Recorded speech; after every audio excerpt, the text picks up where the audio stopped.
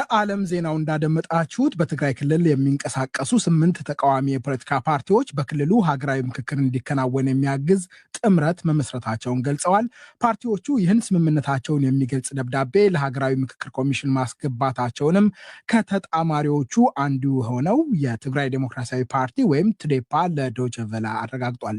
ሰለሞን ሙጬ ተጨማሪ ዘገባ አለው።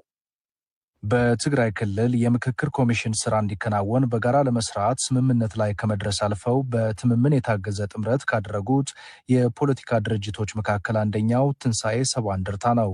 የድርጅቱ የህዝብ ግንኙነት ኃላፊ አቶ አብርሃም ጽጌ ዛሬ ለዶይቼ ቬለ በሰጡት ማብራሪያ መረጃው እውነት ነው ብለዋል። ፓርቲያችን ከጅምሩ የምክክር ሂደቱ ተሳታፊ ነበር ያሉት አቶ አብርሃም የተሳተፍንበት ዓላማም ጫፍ ሆኖ በመመልከት ወይም በመጮህ የትግራይ ጥቅም አይከበርም፣ የክልሉም ችግር አይፈታም ብለን ስለምናምን በሌላ በኩል ክልሉ በፌዴራል ደረጃ ያለው ውክልና እንዲስተካከል ለማድረግ ነው ብለዋል።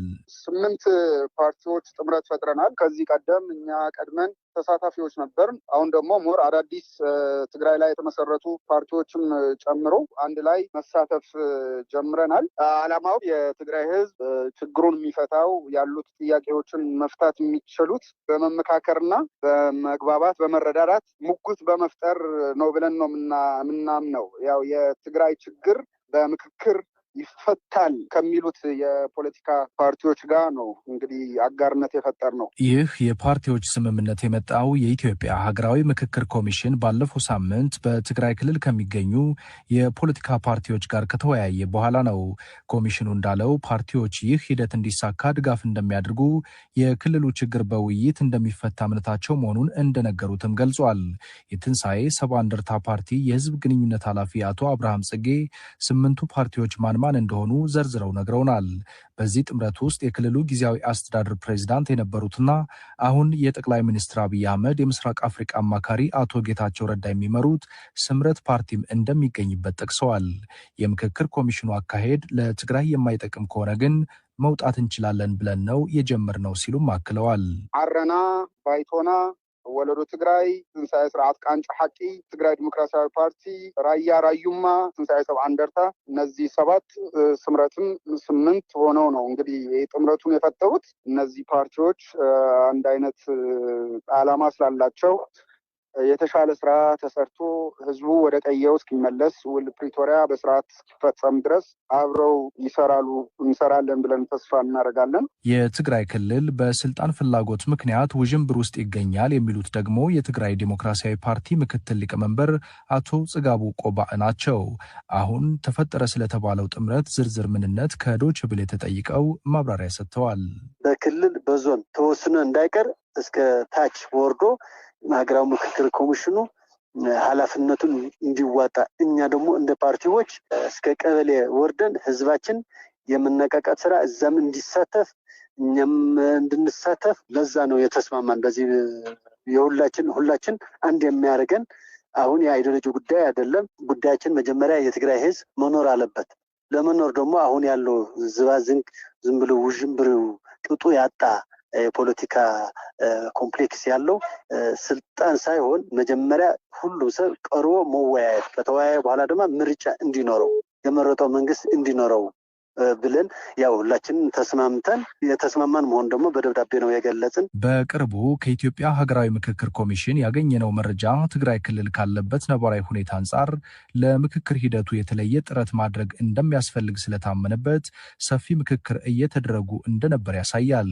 እየተሻሻሉ የመጡ ውጤቶች መኖራቸው እንደተጠበቁ ሆነው እስካሁን ባለው ጊዜ የምክክር ሂደቱ በክልሉ በተሟላ ሁኔታ ማከናወን አልተቻለም ሲሉም የኮሚሽኑ ቃል አቀባይ አቶ ጥበቡ ታደሰ ነግረውን ነበር።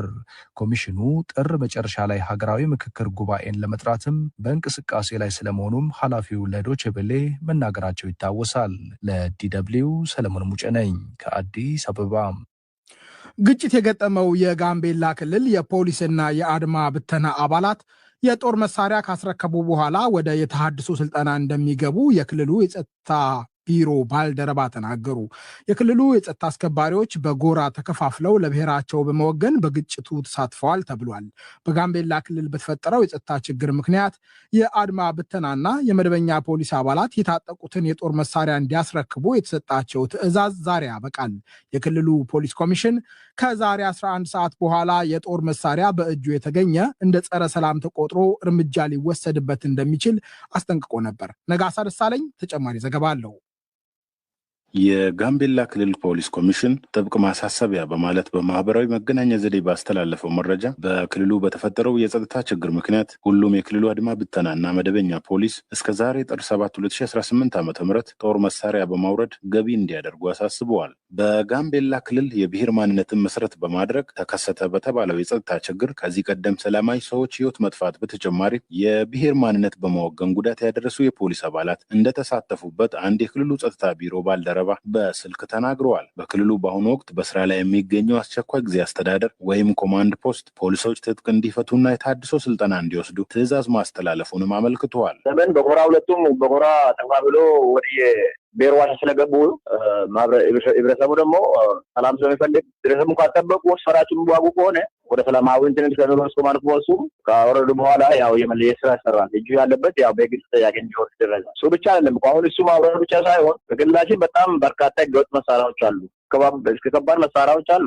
እነኚህ ካልወረዱ የመንግስት ብቻ ጥቃት ሰጥቶ በቅውጥ ሊያመጣ ይችላል። በአሁኑ ወቅት የክልሉ ዋና ከተማና በክልሉ ጸጥታ ችግር በተከሰተባቸው ወረዳዎች መደበኛ እንቅስቃሴ መጀመሩንም ጠቁመዋል። በጋምቤላ ክልል ትጥቅ ይፈታሉ የተባሉ የፖሊስ አባላት በክልሉ ውስጥ በሚገኙ አንድ ማሰልጠኛ ተቋም ውስጥ የታድሶ ስልጠና እንደሚወስዱ ሌላው ስማቸው እንዲጠቀስ ያልፈለጉ የፖሊስ አባል ተናግረዋል። ከዚህ ቀደም የየራሳቸው ማህበረሰብን በመወገን ጉዳት ያደረሱ ጥቂት የፖሊስ አባላት ነበሩ ያሉት ነዋሪ ይህንን ለመቅረፍና ዘላቂ ሰላም በክልሉ ለማስፈን ሲባል በአካባቢው ኮማንድ ፖስት ፖሊሶች ወደ ስልጠና እንዲገቡ መወሰኑን አብራርተዋል። በጋምቤላ ክልል የጸጥታ ችግር በተከሰተባቸው አካባቢዎች የመንግስት ተቋማት ወደ መደበኛ ስራቸው መመለሳቸውን ገልጸዋል። አሁን እነሱ ወደ ታድሶ እየገቡ ዛሬ ማንኛውም ሰው ወደ ተቋም ይገባሉ ማለት ነው። ነገ ወደ ማሰልጠኛ እንዲገቡ ማለት ነው።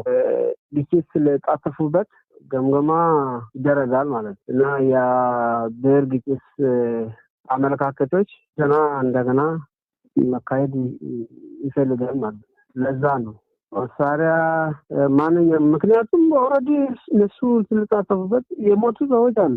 በዚህ ጉዳይ ላይ ከክልሉ ፖሊስ ኮሚሽን ተጨማሪ መረጃ ለማግኘት ያደረግነው ጥረት አልተሳካም።